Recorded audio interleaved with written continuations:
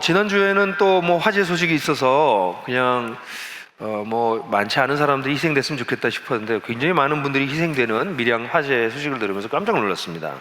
제천 화재가 그 끔찍한 그 기억이 사라지기도 전에 또 다른 화재가 일어나서 이거 뭐 이런 일이 계속 일어나나 참 염려가 되고 걱정도 참 됩니다.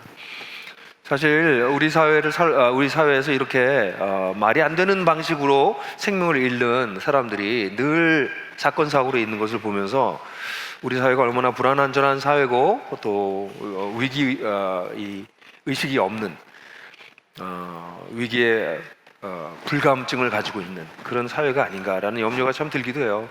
그러고 보면 한국 사회에서는 죽음을 너무 가볍게 여기지 않나 그런 생각도 들기도 해요. 그래서 뭐 잘 아시는 것처럼 OECD 국가 중에서 자살률이 제일 높은 나라, 청소년 자살률 가장 높은 나라, 청소년이 가장 불행한 나라, 노인 자살률 제일 높은 나라, 노인 빈곤층이 가장 높은 나라, 뭐 이런 것에서 다 1등하고 있는 게 우리나라잖아요. 근데 그런 게 그냥 어쩔 거야 그러고 그냥 살아가고 있는 그게 우리들의 모습이 아닌가. 어떤 면에서는 죽음과 이 죽음의 그늘이 일상이 되어 있는 게 우리 사회가 아닌가. 그래서 그걸 뭐 그런 일이 일어났을 때만 잠깐 그렇지 또 그 다음에 금방 잊고 또 딴 것도 이렇게 들여다보고 있는 게 우리들의 모습이 아닌가 이런 생각이 참 들기도 해요. 요즘 평창올림픽 때문에 아주 평창올림픽 전 정말 잘 되길 기대하고 있지만 평창올림픽 직전에 있었던 남북 간의 또 북미 간의 심각한 그런 위기는 지금 완전히 사라진 것 같잖아요. 사라졌어요? 사라지지 않았어요.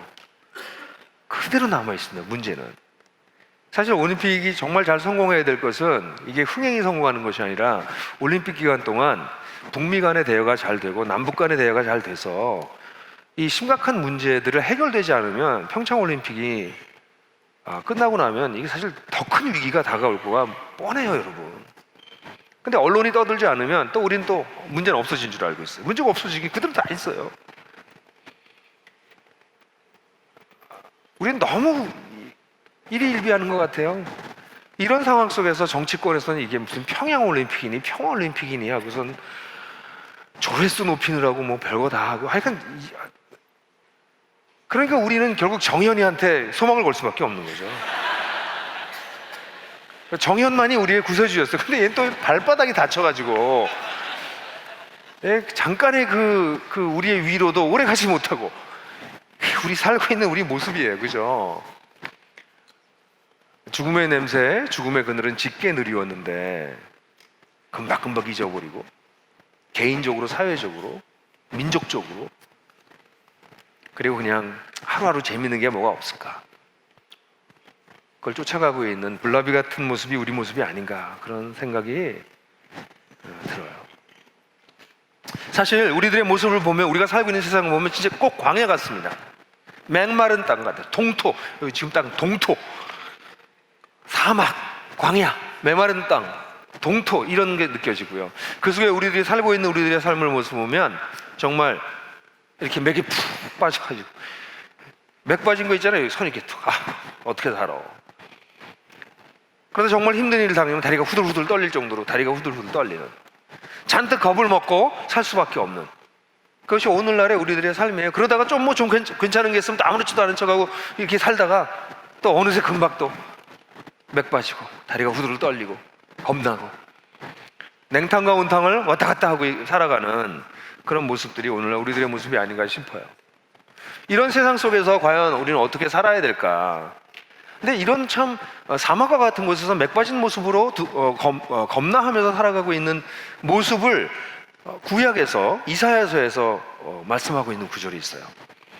그런 상황을 역전시키는 하나님에 대해서 역전시키실 하나님에 대해서 얘기하고 있는 이사야서 35장의 말씀이 있는데요.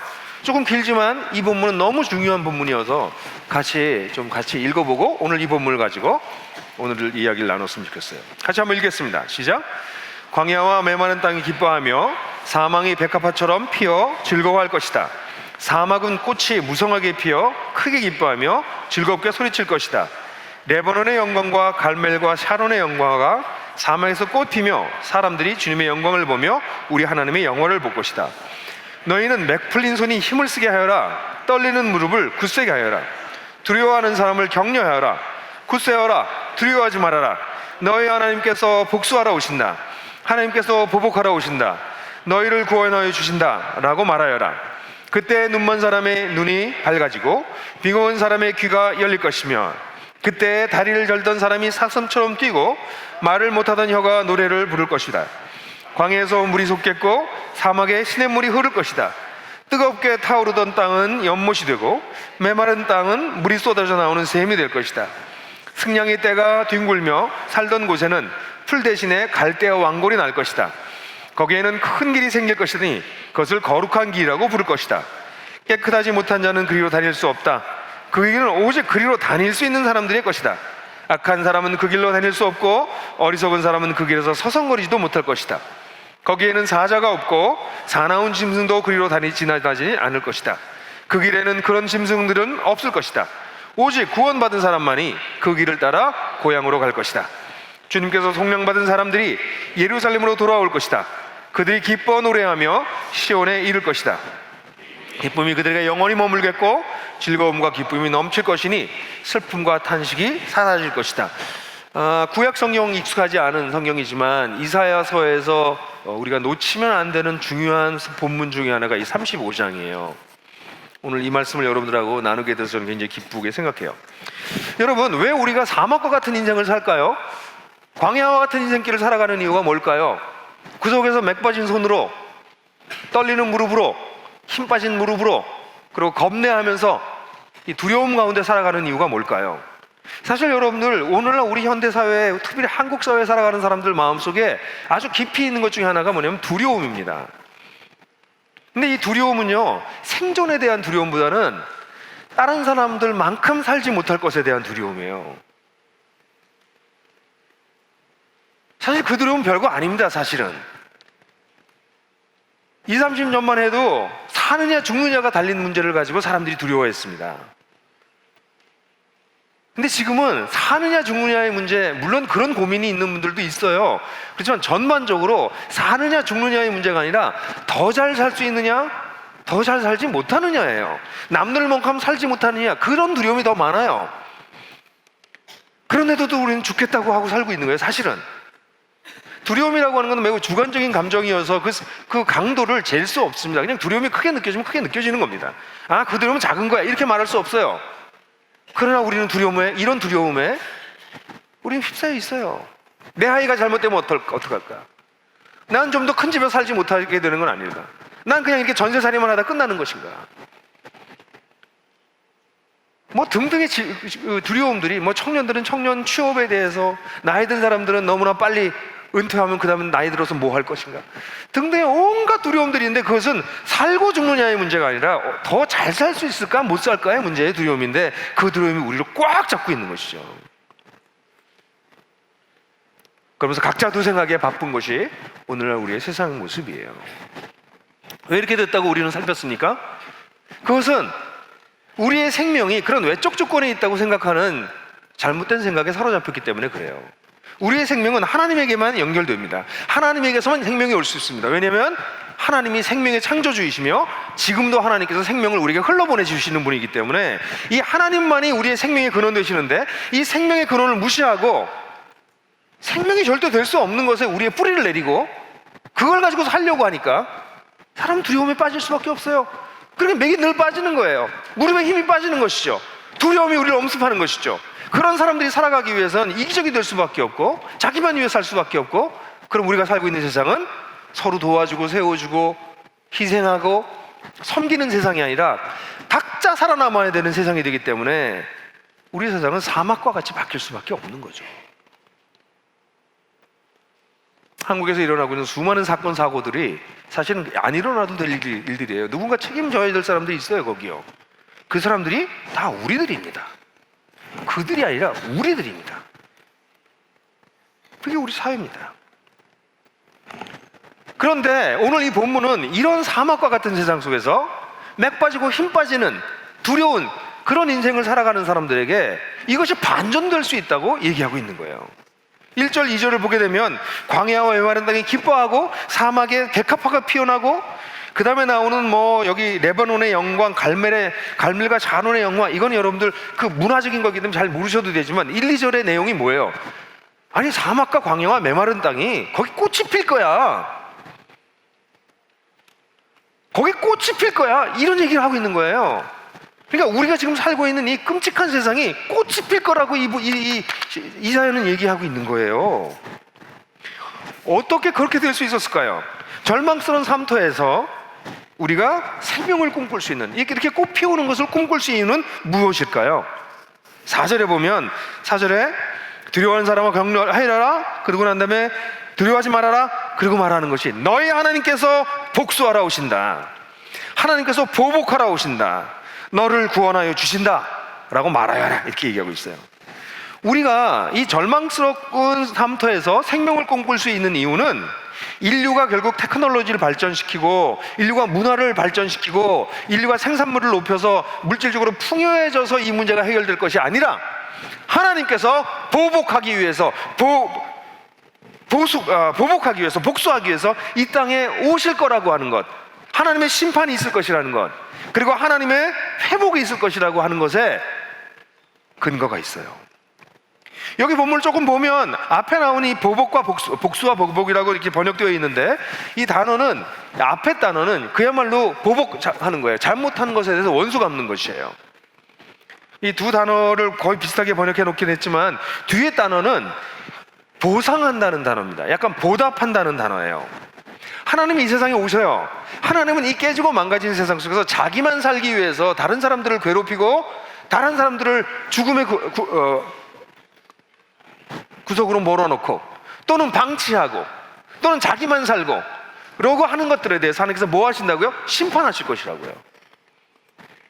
그리고 보답도 하세요. 거기서 살아남으려고, 거기서 생명을 흘려보내려고, 거기서 약한 자들을 살리려고 애쓴 사람들을 어떻게 한다고요?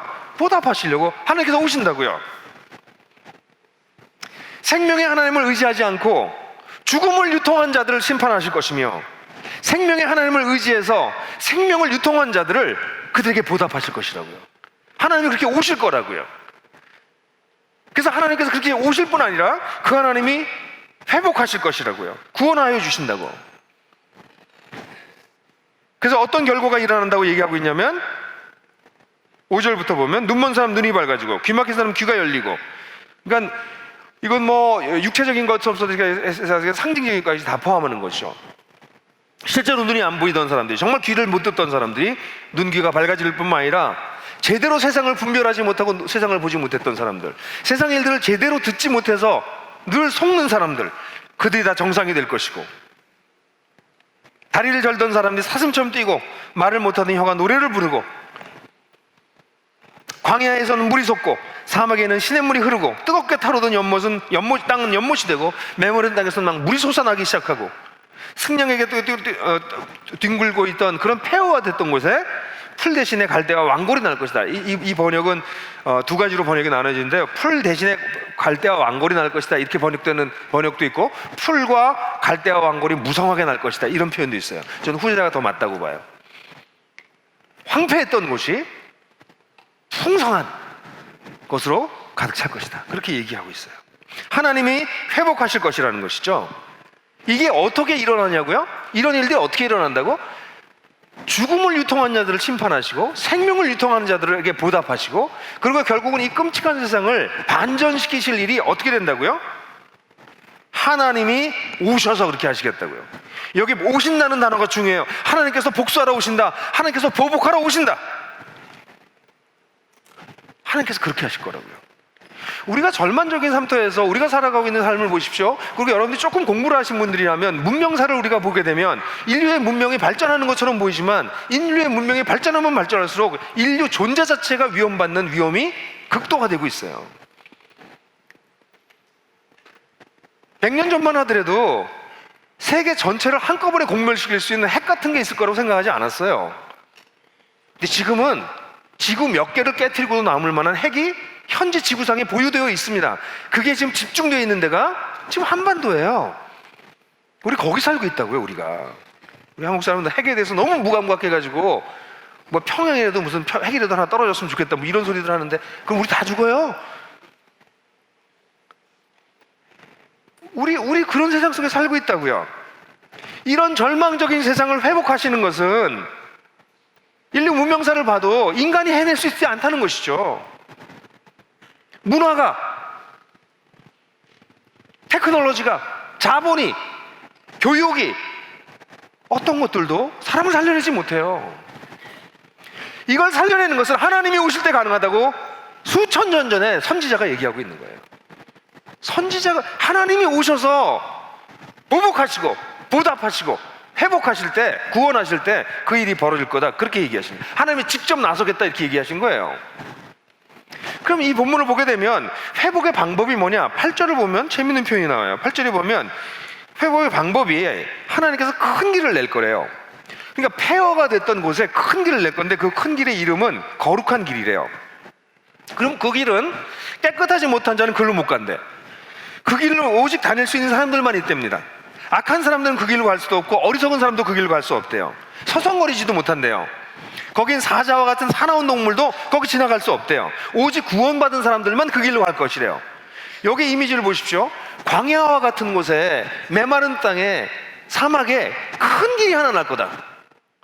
근데 이 큰 길은 아무나 갈 수 있는 게 아니다. 어리석은 자, 죄 많은 자들, 이런 자들은 가지 못한다. 악한 사람은 그 길로 갈 수 없다. 죽음을 유통하고 있는 자들, 자기만 살겠다고 하는 사람 갈 수 없다. 어리석은 자들, 자기가 똑똑하다고 생각해서 하나님을 무시하는 자들이 성경에 나오는 어리석은 자들이에요. 그런 어리석은 자들 거기 근처에도 못 간다. 다른 걸 잡아먹는 사자나 악한 짐승들 그 근처 오지도 못한다. 거길 가는 사람 따로 있다. 그 길로 다닐 사람 따로 있다. 그들은 구원받은 사람들이다, 이렇게 얘기하고 있어요. 그들이 그 길을 통해서 회복된 세상으로 갈 거라고 얘기하고 있어요. 그 결과는 무엇이라고 얘기하냐면 9절부터 10절까지를 보면 그들이 돌아간다고 나오고 있어요.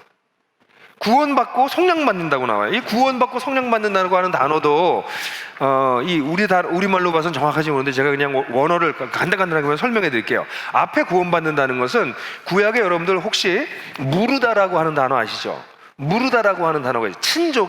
자기 친족이 무슨 잘못을 했거나 어려움이 있을 때 그걸 대신 친족이 갚아주는 거를 무른다고 그래요. 이 단어입니다. 대신, 그 앞에 나온 칼이라고 하는 이 단어는 하나님, 친족으로서 대신 갚아주겠다. 여긴 사랑이 있어요. 친족으로서의 의무감이 있어요. 하나님이 친족처럼 그 사람이 지불해야 될 걸 대신 지불해주고 대신 책임져 주는 것, 이게 앞에 나오는 단어예요. 구속받은 자, 구원받은 자, 어떻게 번역하든지 그 뜻은 그겁니다. 하나님이 친족처럼, 자기 가족처럼 책임을 대신 져준다. 뒤에 나오는 파다라고 하는 단어는 대체물을 지불함으로써 소유권이 이전되는 걸 뜻해요. 그러니까 종이 있으면 종의 몸값을 지불해줘서 종을 해방시킨다거나, 저당 잡혀서 꼼짝 못하고 재산을 압류당한 사람에게 그 돈을 대신 줘서 그 재산을 다시 되찾아올 수 있게 한다거나, 그런 단어예요. 이건 뭡니까? 하나님께서 우리의 몸값을 지불해 주시겠다는 거예요. 그러니까 전자는 하나님이 마치 친족처럼 그를 위해서 대신 대가를 지불해 주고, 뒤는 몸값을 지불해 주겠다. 이런 두 가지 비슷한 개념이지만 강조점이 다른 단어예요. 그렇게 되면 어떻게 되냐고요? 그렇게 하시겠대, 하나님이. 그럼 10절에서 어떻게 된다고 얘기하냐면 주님께 성령 받은 사람들이 예루살렘에 돌아올 것이래요. 이 예루살렘은 하나님의 공동체를 뜻합니다. 하나님의 회복한 세상을 뜻해요. 그것을 볼 수 있는 게 그냥 단순히 지금 예루살렘, 지리적 예루살렘이 아니에요. 거기 왜냐하면 그들이 기뻐하면서 시온에 이를 것인데 그 기쁨이 그들이 영원히 머물고라고 얘기하고 있어요. 잠깐 기뻐하는 것이 영원히 기쁨이 머문대요. 즐거움과 기쁨이 넘칠 것이래. 슬픔과 탄식은 사라질 것이래요. 완전한 회복이 일어나는 대로 뭐가 났다고요?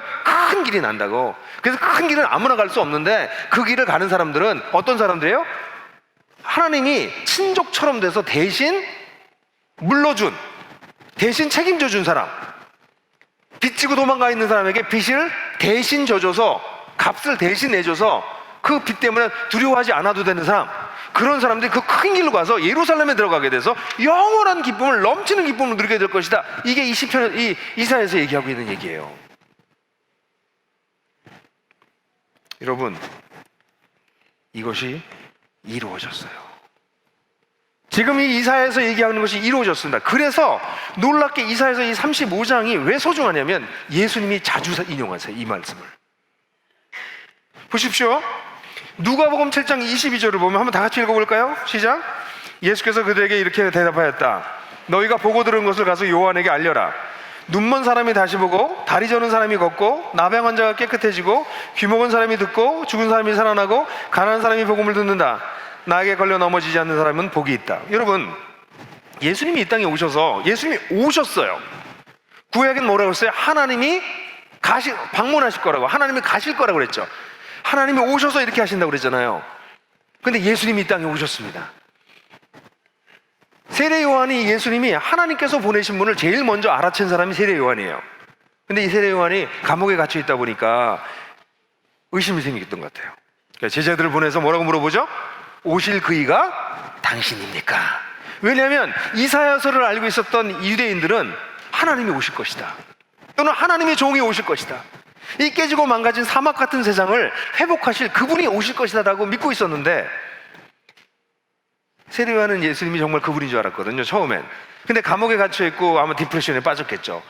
그러니까 의심도 좀 들었던 것 같아요. 그러니까 제자들 보내서 오실 그이가 당신입니까? 라고 얘기하니까 예수님이 바로 누가복음 7장 22절에서 우리가 읽었던 이사야서 35장 5절 말씀을 이용하는 거죠. 눈먼 사람이 눈을 뜨고, 귀 먹은 사람이 귀를 뜨고, 절었던 사람이 뛰고, 이 구절을 인용하면서 이 말씀이 이루어졌다 라고 얘기하고 계세요. 예수님이 당신이 이사야에서 약속했던 그 오기로 하신 하나님, 보복하시고 원수 갚아주시고 보답해 주시고 회복해 주시기 위해서 이 땅에 오시는 분이 나다 라고 얘기하면서 그 말씀이 이루어졌어. 나로 인해서 걸려 넘어지지 않고 나로 인해서 딛고 일어서는 사람들이 복이 있을 것이다 라고 예수님께서 말씀하셨어요. 하나님 나라가 시작된 것입니다. 예수님이 이 땅에 오심으로써 이 사막과 같은 세상에 꽃 피울 수 있는 길, 이 사막과 같은 세상에 큰 길이 나서 완전히 회복되는 그런 새로운 세계로 가는 일이 시작됐다고요. 추워서 여러분 아멘 그런 거 하기 싫죠? 괜찮아요. 여러분 마음속에 그래, 예수님이 오셔서 이걸 시작하신 거예요. 이게 우리가 나들목에서 끊임없이 얘기하는 하나님 나라예요. 그게 시작된 거라고. 여기에 그뿐만 아니라 예수님께서 요한복음에서는 자기 자신에 대해서 얘기할 때 사막에 이게 생수가 터질 거라는 얘기를 했잖아요. 근데 여러분 아시는 것처럼 예수님이 사마리아 여인하고 대화하실 때 사마리아 여인이 물 들어왔다가 대낮에 사람들 눈 피해서 물 들어왔다가 예수님이랑 대화하다가 예수님이 무슨 말씀하시냐면 4장 10절에 제가 읽어드릴게요. 예수께서 그 여자에게 대답하였다. 내가 하나님의 선물을 알고 또 너에게 물을 달라는 사람이 누구인지 알았더라면 도리어 내가 그에게 청하였을 것이고 그는 너에게 생수를 줄 것이다. 이 생수가 어디 나오는 생수들이에요? 이사야서 35편에 나오는 그 메마른 땅에서 터져 나오는 생수의 이미지예요. 14절에 그러나 내가 주는 물을 마시는 사람은 영원히 목마르지 않을 것이다. 내가 주는 물은 그 사람 속에서 영생에 이르게 하는 샘물이 될 것이다. Fountain of life, 생명의 물이 막 터져나오는 연못과 같은, 예? 그게 될 거다라고 말씀하셨어요. 예수님 자신이 생명을 주실 수 있는 분, 영생에 이르게 되는 샘물이라고 말씀하셨어요. 이것은 혁명적인 가르침입니다. 이사야서에서는 그냥 이 샘물이 이 사막에서 터질 거라 이런 이미지였잖아요. 근데 그게 어떻게 된다고요? 샘물이 우리에게 주어진다고.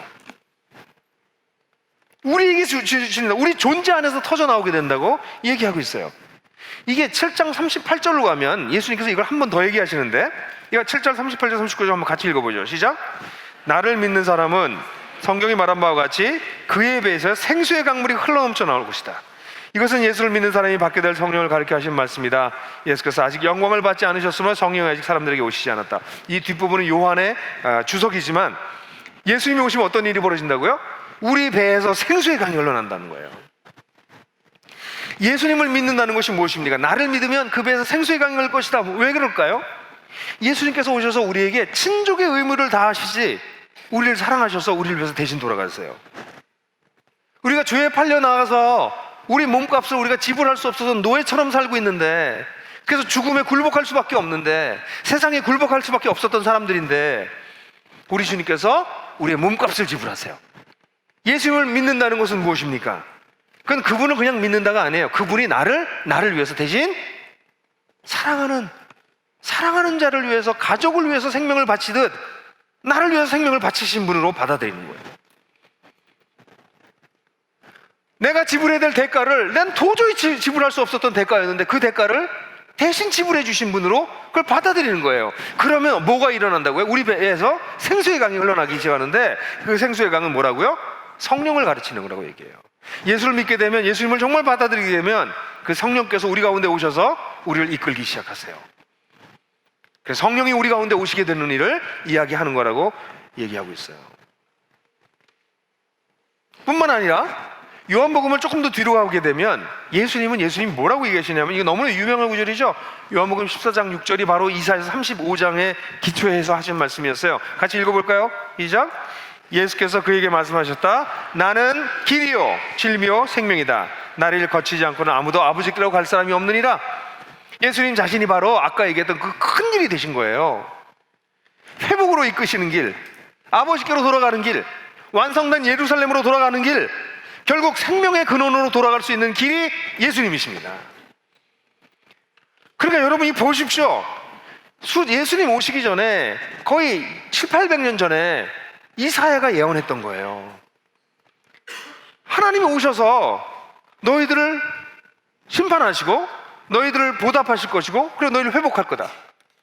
그분이 오셔서 너희들을 속량하시고 구원하실 것인데 큰 길을 내서 회복의 길로 가게 될 것이고, 그런 길로 가는 사람들이 사막에서 꽃을 피우는 삶을 살게 될 것이다.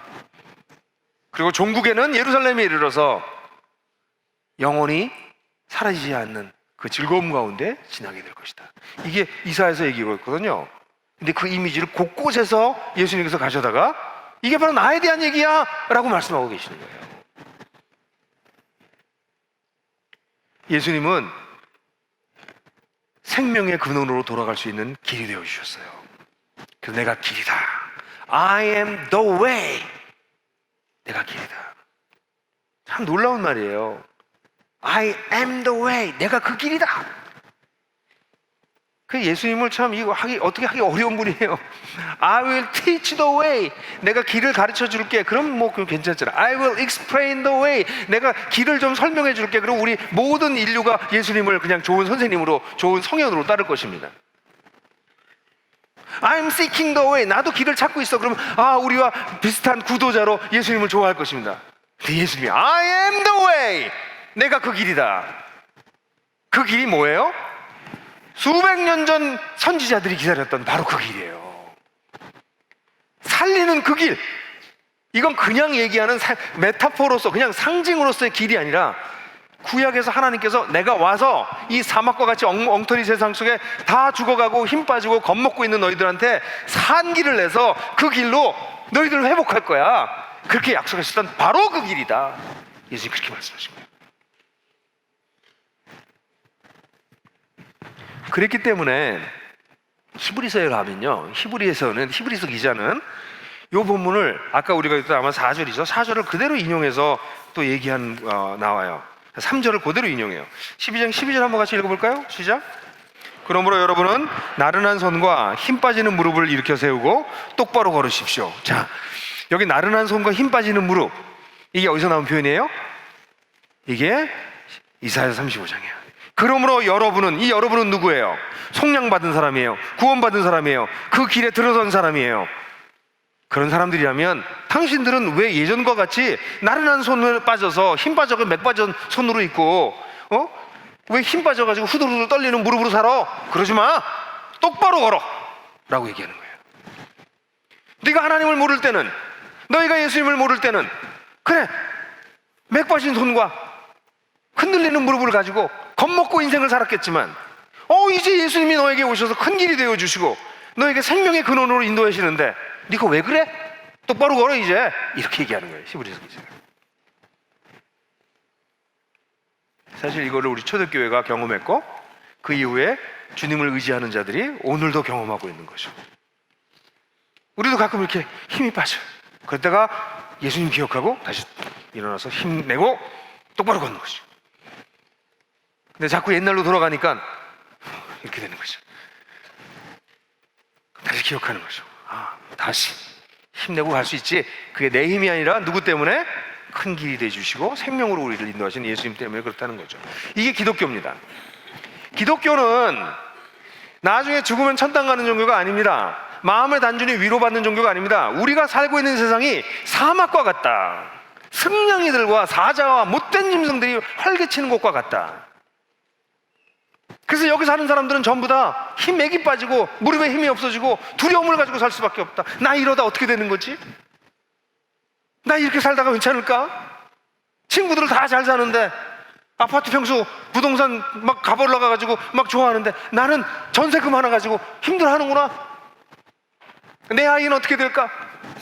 이런 두려움을 가지고 살아가고 있을 때 하나님께서 두려워하지 마라. 너는 생명의 근원을 찾지 않았느냐?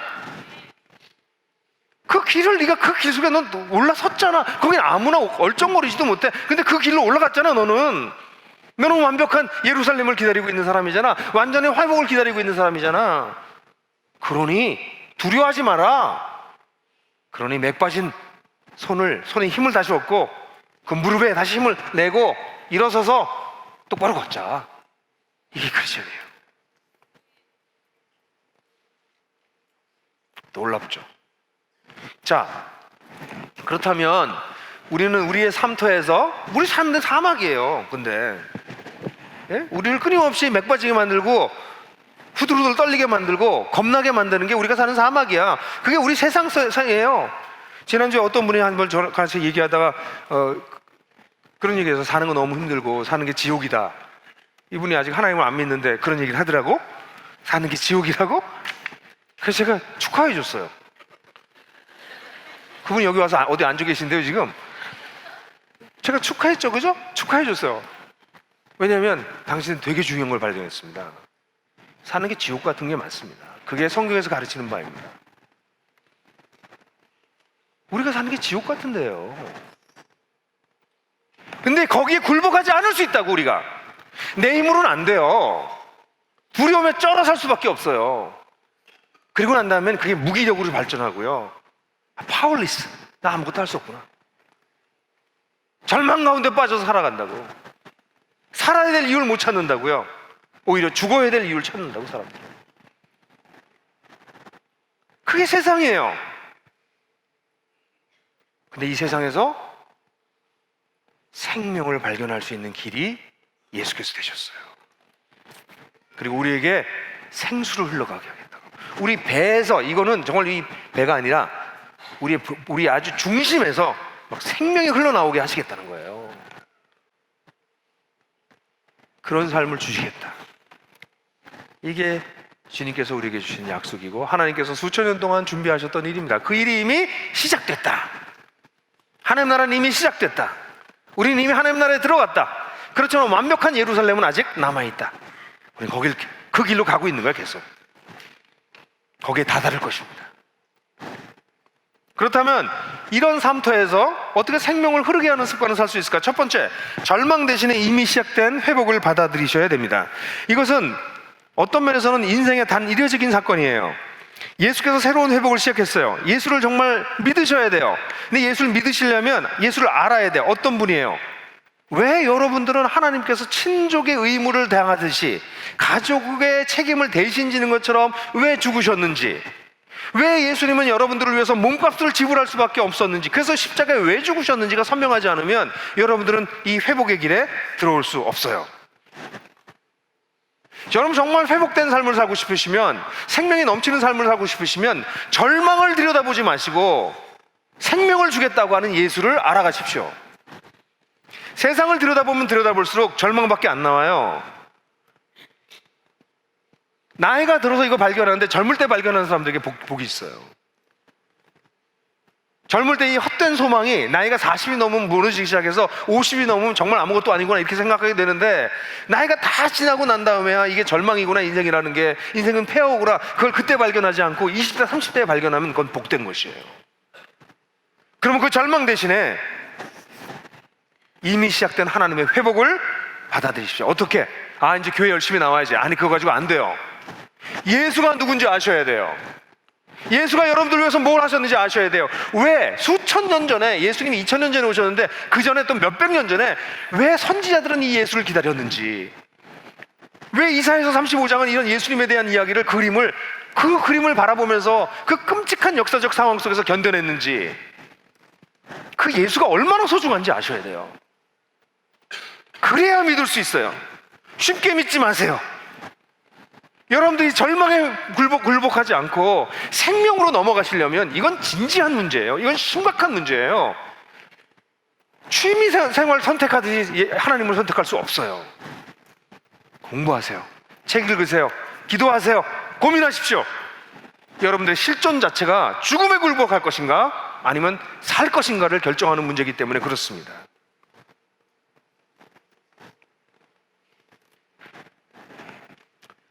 이건 놀라운 일이에요.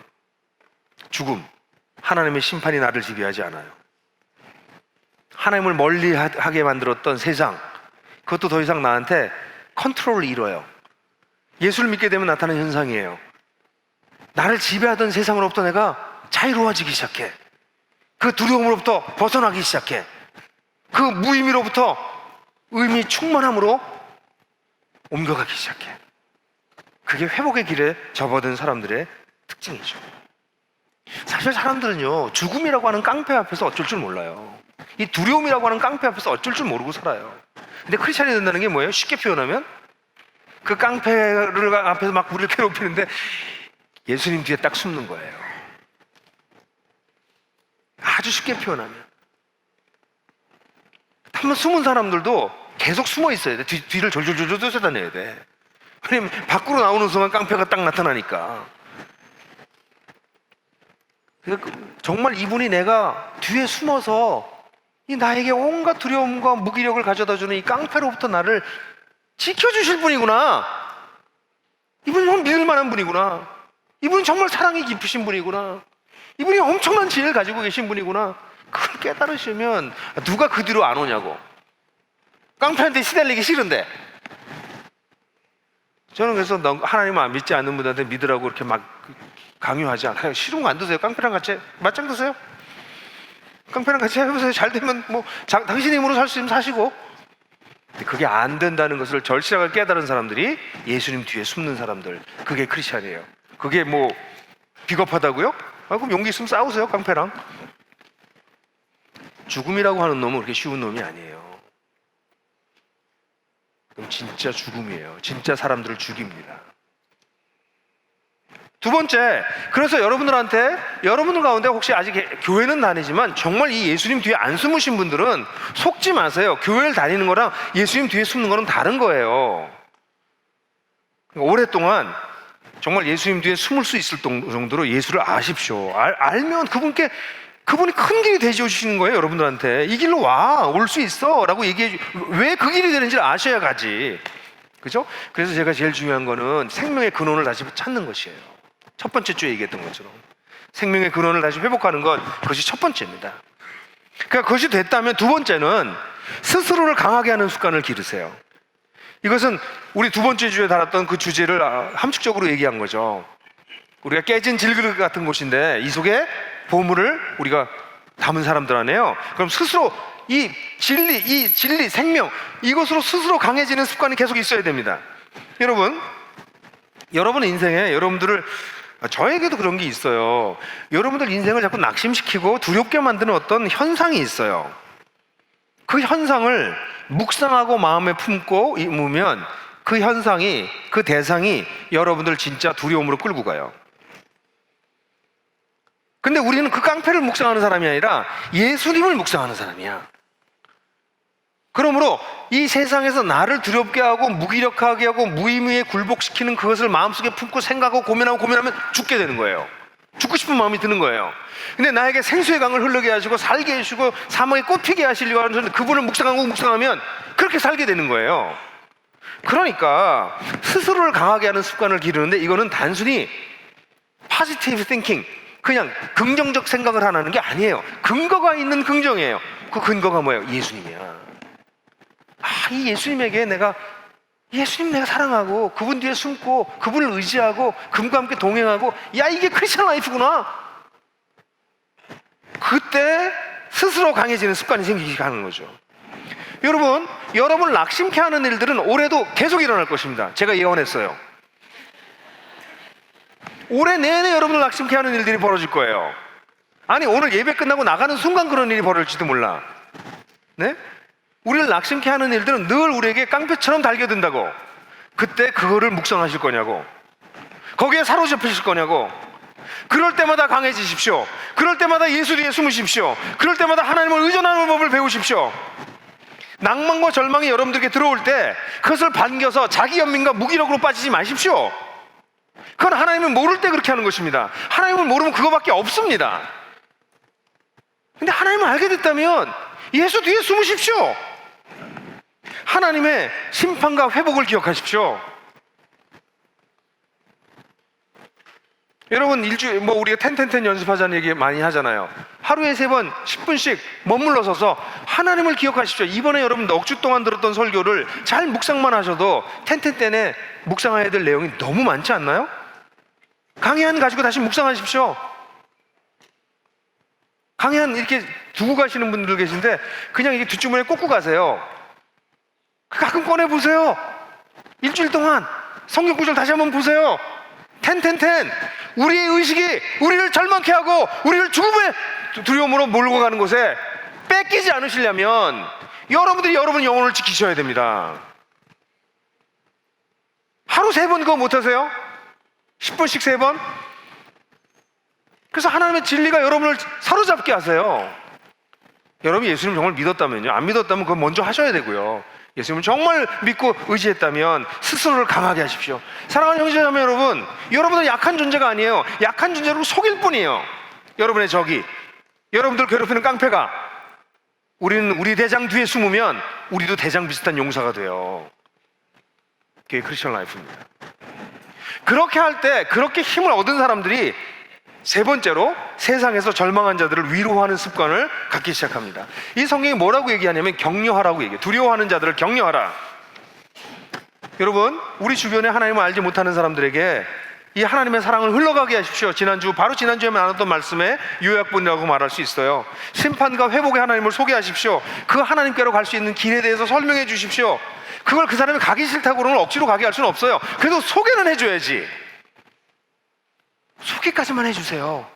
그 길을 가는 건 그 사람 몫이에요. 그러니 그 사람들에게 이 큰 길을 회복하게 하시는, 생수의 그 강이 흐르게 하시는 이 큰 길을 소개해 주십시다. 그게 우리가 해야 될 일입니다. 그리고 그렇게 본질적인 걸 설명해 줄 뿐 아니라 우리가 살아가는 매일매일의 순간에서, 삶터에서 이미 시작된 하나님 나라의 이 생명의 축제를 좀 드러냈으면 좋겠어요. 사람들 만나서 사람들을 유쾌하게 하고 살맛나게 만들어주고 격려해주고 칭찬해주고 인사 먼저 하고. 오늘 인사하셨어요? 네? 서로 인사가 뭐라고요? 상대방의 존재를 인정하는 거예요. 소중하게 여겨주는 거예요. 안 하셨죠? 지금 빨리 회개하세요. 회개는 열매를 맺어야죠. 그러니까 옆 사람한테 아까 인사 안 하신 분들은 빨리 옆 사람한테 인사하세요. 이렇게 시켜야만 하지, 시켜도 안 하는 사람이 있지만, 여러분 제가 늘 얘기하지만 예배당은 지하철 모드로 오시면 안 돼요. 지하철에서는 옆 사람하고 인사하면 이상한 거예요. 여기는 지하철이 아니에요. 그죠?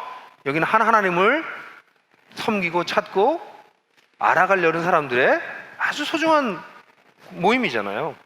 그죠? 그게 사람 격려하는 거예요. 그냥 잠깐 봐도 지난주도 힘드셨죠? 오늘도 같이 예배드리게 돼서 너무 좋아요. 이렇게 말로 말하는 게 오글거리면 눈빛으로만 얘기하세요. 이렇게. 그렇지만 어느 순간이 되면 말로도 하실 거예요. 말이 가지는 힘을 알기 시작하면 사람들에게 그 오글거리는 말들을 하기 시작할 거라고. 진심을 담아서. 그래서 우리의 세상이, 우리가 만나고 있는 곳에서 생명이 이렇게 축제가 되게, 생명이 춤추게 하자고. 그게 하나님께서 우리에게 원하시는 거 아니에요? 세상에 절망한 사람들을 위로하는 습관을 가집시다. 특별히 힘든 분들, 어려워하는 분들이 있으면 그분들에게 작은 선물이라도, 마음을 담은 선물이라도, 내가 너를 기억하고 있어. 너 혼자가 아니야. 힘들면 네가 기댈 수 있는 어깨가 되어줄게. 그런 메시지를 좀 전달하는 사람이 됩시다. 그런 사람이 없어서 외롭게 죽어가는 사람이 얼마나 많은데요. 언제든지 네가 손을 뻗으면 나 거기 있을게. 그런 사람이 우리가 돼야 되지 않겠어요? 왜냐면 우리는 정말 크리스찬은 그 배에서 생수의 강이 흘러나기 시작한 사람들이니까. 생수의 강이 흐르기 시작한 사람들이니까. 그래서 절망한 사람들을 위로할 수 있는 그런 사람이 됐으면 좋겠어요.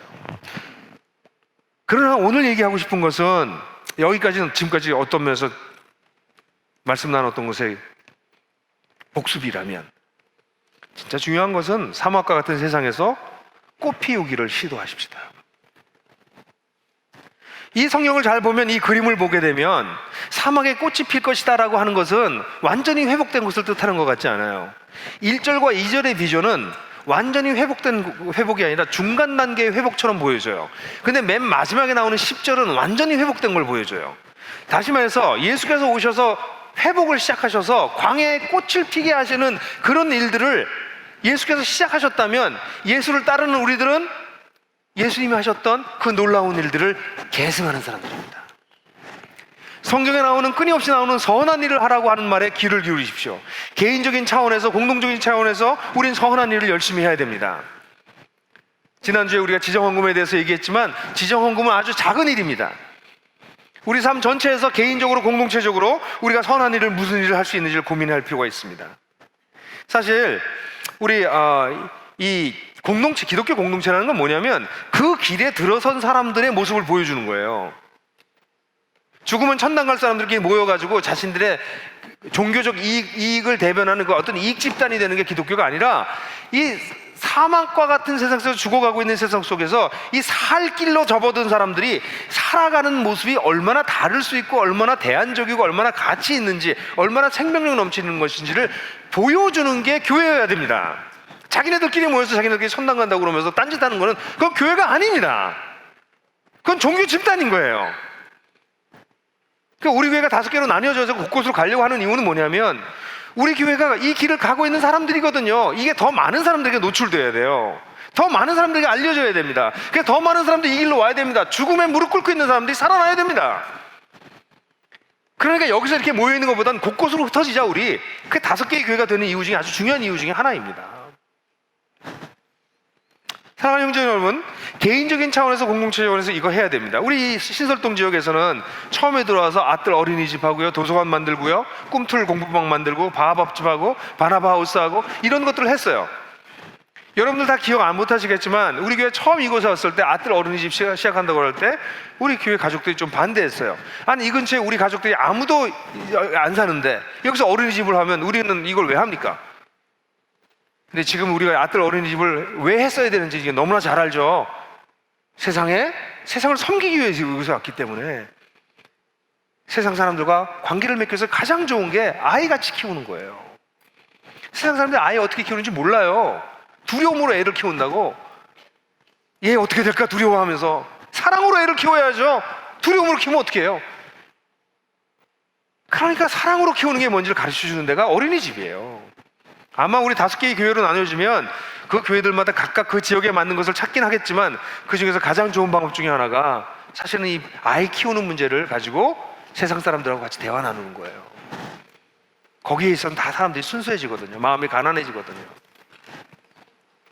그래서 우리가 지금까지 그렇게 해왔어요. 그런데 그것을 좀 넘어서는 것이 필요해요. 이건 교회적이고 공동체적으로 한 것이라면 좀 사회 속에 들어가서, 사회 속에서 사회의 이론으로, 또 사회의 구조적인 차원에서 이 사막과 같은 세상에 꽃 피우는 일을 해야 됩니다. 다시 얘기하지만, 우리 공동체 안에서 지정헌금도 하고, 약한 사람들 도와주고, 밥집도 봉사하고, 뭐 자기가 관심 있으면 도서관에 가서도 봉사하고, 이런 다양한 일들을 통해서, 우리 공동체를 통해서 하는 일도 소중한 일이에요. 근데 그게 전부가 아니에요. 왜냐하면 우리는 이 교회라고 하는, 교회 활동이라고 하는 이 바운더리에 들어와 있을 수 있는 시간이 일주일 내내 아주 일부밖에 되지 않아요. 우리 일주일의 대부분의 시간은 어디서 보내요? 우리 삶터에서 보내요. 그럼 우리가 정말 사막은 어디입니까? 거기에요. 아들 어린이집 가보세요. 거기 사막 아니에요. 거기 파라다이스 비슷해. 예? 근데 우리가 정말 사는 삶터는 거긴 사막입니다. 우리는 거기서 꽃 피워야 됩니다. 삶터에서 작은 단위에서 사람 살게 좀 죽겠다 이런 생각 안 생기게, 좀 살만 나네라는 생각이 들게 하는 거, 그거 크리스찬들이 해야 되는 것입니다. 여러분들이 있는 곳에서 그거 하라고 하나님께서 부르신 거예요. 거기에 그 삶터에 사막과 같은 데 같이 무릎 꿇고 손에 맥 빠지고 다리 힘 풀려가지고 두려워하면서 같이 다른 사람처럼 살지 말고 생명을 거기서 유통시키시라고. 거기 낙심하고 있으면 절망하고 있는 사람들 살려주라고, 격려해 주라고요, 사랑하라고요. 그게 주님의 뜻이에요.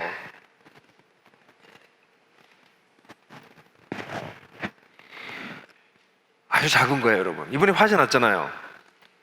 그래서 화재 나서 사람들 다시 문제가 생겼잖아. 제천에서 그랬는데 밀양에서 또 그랬잖아요. 정부가 뭐 했네 안 했네 책임을 져라 말라, 정치인들 떠드는 거 그 사람들 떠들려고 그래요. 근데 여러분들한테 물어볼게요. 그럼 여러분들 직장에서 우리 회사에 또는 나의 직장에 비상구는 제대로 돼 있나? 비상구는 들어갈 수 있게 돼 있나? 비상구 표시는 돼 있나? 스프링클러는 있나? 소화기는 있나? 이런 거 체크하셨나요? 하셔야죠. 그게 크리스찬들이 하는 겁니다. 남 욕하지 마시고, 우리 일터에서도 불날 수 있잖아요. 근데 알고 보니까 우리 일터에도 비상구가 막혀 있었어. 그렇게 일어나는 거예요. 끊임없이. 사막과 같은 세상에서는 전부 자기만 생각하고 살잖아요. 근데 하나님을 아는 사람들, 그 생명을 아는 사람들은 뭐 하는 거예요? 우리들은 내가 있는 곳에서 별거 아니어도 우리 비상구는 제대로 됐나? 불이 나면 어떻게 할까? 한번 생각도 해보고. 아니, 불만 나나요? 응급 상황이 벌어지면 어떻게 조치할까? 한 번쯤 생각해보고. 그게 크리스찬이에요. 크리스찬은 자기만 생각하는 사람이 아니니까. 우리는 살았으니까. 그게 세상 속에서 우리가 해야 될 아주 작은 일들이에요. 뭐 구조를 얘기하고 사회 제도를 얘기하고 무슨 메가 시스템을 얘기하고, 아니 그건 나중에들 하세요. 자기 회사에 비상구 하나 체크 안 하면서 말만 많이 하지 말고 우리가 할 수 있는 것부터 하자는 말이에요. 작은 것부터. 직장에서 여러분 뭐 이런 것도 좀, 여러분 회사 생활에서 제일 어려운 게 뭐예요? 우리 직장 상사가 업무 지시를 모호하게 할 때 정말 때려 하고 싶지 않으세요? 똑바로 해와, 잘 좀 해, 이렇게 말하잖아요. 업무 지시를 정확하게 하는 그런 문화를 만드는 게 어떤 회사에서는 굉장히 중요해요. 그럼 마음속으로 생각하셔야지. 예? 무엇을 참조해서 누구의 도움을 받아서 언제까지 어떻게 자료를 만들어내, 이렇게 얘기를 업무 지시를 해줘야 돼요. 그래서 업무 지시를 얼마나 잘하느냐는 사실 상대방과 내 아래에 있는 친구들을 돕는 길인데, 그 생각 안 하는 사람들은 잘해와, 이거 해온 거야? 집어 던지고. 그건 인간도 아니에요. 그런 사람들은 하나님 잘 몰라서 그래요. 짐승 같은 사람들이에요. 그 성경에 나오는 짐승, 그 길에 못 가는 사람들이야. 근데 여러분들이 그랬다고? 오, 큰일 났네. 여러분, 아주 작은 일이잖아요. 회사 내에서 사람들 살게 만들어주세요. 업무 지시 그렇게 함부로 하지 마세요. 우리 밑에 있는 직원들이 잘 클 수 있는 길들을 찾으세요. 그런 게 꽃 피우는 거예요. 뭐 대단한 게 아니라니까요. 생각해 보세요. 어떻게 하면 우리 회사에서 같이 일하는 사람, 내 삶터에서 같이 일하는 사람이 조금 더 행복해질 수 있을까? 조금 더 살맛 날 수 있을까? 그 입에서 죽을 것 같아라고 하는 말이 좀 없어지게 만들 수 있을까? 그거 고민하는 게 크리스찬이라고요. 사막에 꽃을 피게 한다는 건 그런 것이에요. 사막이 다 바뀌진 않았지만 꽃이 몇 송이 폈잖아요. 우리가 그 꽃 피게 하자고요. 그래서 이 슬픈 세상에 그래도 살 이유가 있다는 걸 좀 사람들에게 보여주자고. 제도를 개선할 수 있다면, 회사 시스템을 바꿀 수 있다면, 그런 위치에 있는 분들이라면 그 일을 하십시오. 임원이 되는 게 뭔데요? 임원은 그런 책임을 지는 사람들이에요. 회사 오너는 왜 회사 오너인데요? 수많은 사람 먹여 살리기 위해서 그렇게 하는 거예요. 자기가 그런 위치에 있는 사람들이라면 자기 회사를 그런 회사가 될 수 있도록 어떻게 할지를 고민하십시다. 다 바꾸진 못해도 조금이라도 바꿔서 사람 살게 만들 수 있지 않겠어요? 만약 우리 가운데 정치인들이 있다면 정치인들은 그런 거 해야죠. 큰 그림 가지고 싸워야죠. 한국 사회를 움직이는 경제계에 있는 사람들이 있다면 경제계 큰 틀을 보고 책임지고 움직여 나가야죠. 법조계에 있는 사람들이라면 그렇게 해야 되죠. 자기가 있는 곳에서 자기가 피워야 될 꽃이 뭔지를 알아야죠. 저는 우리 교회 한 예를 들어드리면 얼마 전에 몇 년 전이었어요. 한 형제가 저를 찾아왔어요. 그러면서 이런 얘기를 하는 거예요. 목사님, 이 집을요, 주택조합 협동조합으로 해서 집을 짓는 방법을 지금 서울시랑 협의를 하고 있는데 가능할 것 같습니다. 그래서 자문을 걸어 왔어요. 같이 얘기를 하는데, 야, 이거 굉장히 어려운 일이고 한국에서 한 번도 안 하는 일인데 이거 할 수 있겠냐? 할 수 있습니다. 유럽에는 이런 일이 많은데 왜 우리나라는 못 하겠습니까? 그 꿈을 막 가져요. 그래서 제가 일하는 회사가 건축 회사이기 때문에 특별히 이 CM 쪽, 컨스트럭션 매니지먼트 쪽에 있는 임원을 불러가지고 이런 프로젝트가 있는데 이거 어떻게 생각하냐? 그래 이거 보더니 이거 우리 한 번도 우리나라에서 안 해본 건데요. 쑥 한참 들이다 이건 넘어가려면 7개 산은 넘어야 되겠는데요. 안 된다는 얘기예요. 근데 그거 하겠다는 거예요, 이 형제가. 근데 실제로 서울시랑 하는 게 안 됐어요. 그러고 난 다음에 지난번에 지금 저기 좀 쉬고 계신 분 그 정권에서 이런 협동조합을 통해서 주택을 공급하는 거를 3,000세대를 하겠다고 공약을 했었기 때문에 이 서울시에서 이제 안 하게 된 것을 이쪽에 한다는 걸 알고 연결돼서 일이 시작됐어요. 그게 바로 유한회사 더함이에요. 결국 건설사는 사업에서 사업을 통해서 이익을 최우선으로 고려할 수밖에 없기 때문에 이익을 많이 빼갈 수밖에 없어요. 그럼 건설사가 아니라 협동조합이 돼서 아파트를 짓는다면 그 이익만큼을, 그러니까 비영리 단체나 사회적 기업이나 협동조합이나 이런 데가 그걸 짓게 만들면 그럼 거기에서 나오는 이익을 결국은 그 입주자들에게 돌릴 수 있고 그 공동체에 돌릴 수 있지 않겠느냐. 그래서 임대료를 최저치로 낮추고 취약계층을 위한 공급량도 늘리고 그리고 입주민들을 위한 공공시설도 만들 수 있는 방법이 있지 않겠느냐. 이런 걸 고민하면서 이 꿈을 꾸기 시작한 거예요. 안 될 줄 알았어요. 근데 이게 점점 윤곽이 되기 시작했고 우리 교회에서는 별내 같은 경우에는 거의 50세대 정도가 들어가기로 됐고 지난주에 문자를 받았어요. 목사님, 지난주에 유상증자가 마무리돼서 392억이 출자가 완료됐습니다. 마지막 선을 넘었어요. 그래서 3월 달에 착공할 수 있을 것 같습니다.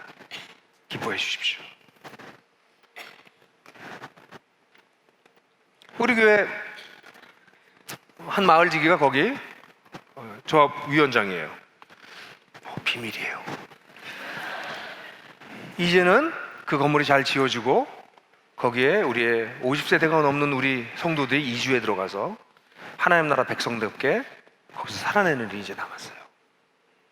엄청난 일이에요. 지금까지 이 얘기를 언젠가는 하고 싶었지만 오늘 할 수 있었던 이유는 이 마지막 고비를 넘었기 때문에 거의 400억에 가까운 유상증자가 일어났어요. 이제 3월 달에 착공해요. 박수 한번 안 치실래요? 사랑하는 형제자매 여러분, 꿈꾸십시오. 여러분들의 재능과 여러분들의 지식과 여러분들이 가지고 있는 걸 가지고 이 사막 같은 세상에서 어떻게 꽃 피울 수 있는지 꿈꾸십시오. 그게 인생의 이유입니다. 그게 왜 우리가 살아야 될 이유입니다. 나 혼자 다 살려면 기독교 믿지 마십시오. 나 혼자 위로받고 살려면 그건 믿음이 어릴 땐 필요하지만 믿음이 높아지면서도 그렇게 하려고 하신다면 그건 잘못 믿은 것입니다. 예수를 믿는다는 것은 내가 생명을 얻었고 그 생명 때문에 다른 사람들도 살리고 싶다. 그러니까 내가 할 수 있는 수준에서 하겠다. 여러분 할 수 있는 수준이 뭐예요? 저는 협동조합 같은 거 못하는데. 그럼 비상구라도 체크하세요. 그 작은 일부터 시작하세요. 그럼 하나님께서 여러분들의 지경을 자꾸 넓혀주셔서 사막 같은 세상에서 꽃피는 일들을 계속 보여주실 것이라는 것이죠. 여러분,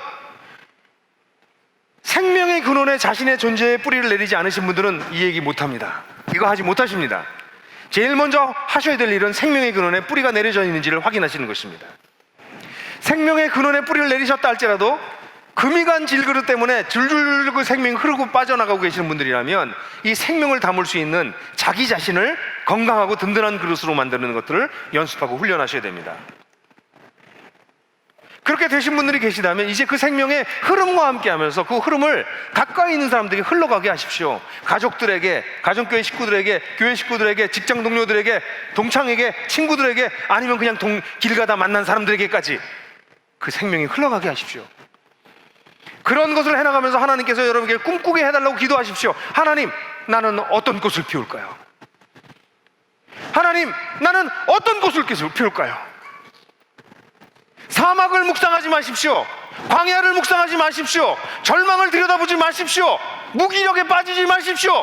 꽃을 생각하십시오. 여러분들이 피워야 될 꽃을 생각하십시오. 그러면 하나님께서 여러분들을 꿈꾸게 하실 거예요. 성령이 여러분 가운데 오셔서 생수의 강이 흘러나가게 하실 것입니다. 하나님은 그래서 여러분들을 부르신 것입니다. 사랑하는 형제자매 여러분, 올해도 어려울 거고요, 내년에도 어려울 것입니다. 우리를 낙심케 하는 일은 계속될 것이고, 우린 지칠 것입니다. 맥 빠질 것입니다. 무릎에 힘이 빠질 거예요. 겁날지도 모릅니다. 그러나 그 길로 가지 마십시오. 우리에게 난 큰 길을 향해서 가시면서 여러분들이 피워야 될 꽃을 꿈꾸십시오. 꽃을 피우게 될 겁니다. 이 놀라운 삶으로 우리를 초대하신 우리 하나님을 우리가 어찌 사랑하지 않을 수 있겠습니까? 그 주님을 잘 따라가서 사막에 꽃이 피게 하는 놀라운 역사에 동참하신 여러분들과 제가 되기를 간절히 소원합니다. 이 시간 같이 1분 동안 침묵하면서 하나님께서 우리에게 무슨 말씀을 하시는지 묵상하도록 하겠습니다.